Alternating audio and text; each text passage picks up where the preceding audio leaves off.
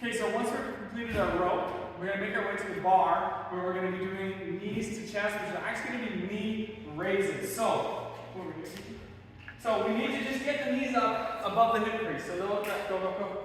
We just need to get that high. Okay, the legs have to fully extend at the bottom, and the knees have to come up above our hip level. So we can go higher if we like, but it's not worth the energy for this workout. And then once we're through our 50 toes to bar, we're going to go to the 40 wall balls. Now, two things need to happen here is that we need to make sure that our squat is below parallel. So we want to get Katie over here, and then we want to get our hip crease to drop below the top of our knees. So see how this is lower? We want to be that low or lower. Up a bit is okay, but that's what we want to shoot for at the bottom of the squat. And then the top, we need to make sure we're coming in contact with our target.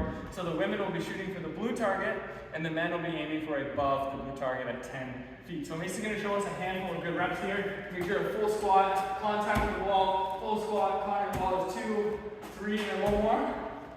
4. That one. So now a couple of reps that we would be iffy, maybe we would even be not counting them, would be somewhere she doesn't drop below parallel or she misses the target up here. So now Macy's squatting, a decent squat, but she's still squatting a little high. We'd like her to drop a little bit lower.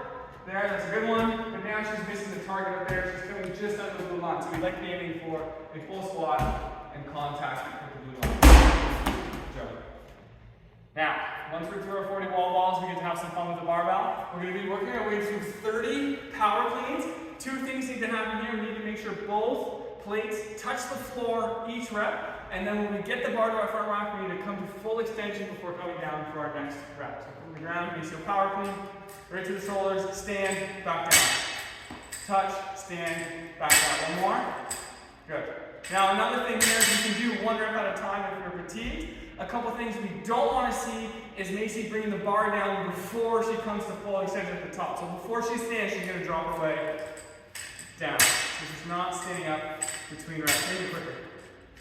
Okay, she's kind of doing them both at the same time. We need to stand up and then come down. That's a good rep. And then the last thing we have will be a chin over bar pull-up. So that can be done one of a few ways. It'll be unassisted pull-up, so this could be stripped. We recommend a kipping pull-up, but we need to get the chin over the vertical plane of the bar, come down. And we need to come from a dead hang. So a kipping pull-up, go ahead. 1, 2, and relax. Okay, you got 2 more in you? Okay, do one with no extension to the arms, and then do one where your chin doesn't go over. So we need the elbows to come straight at the bottom of each rep.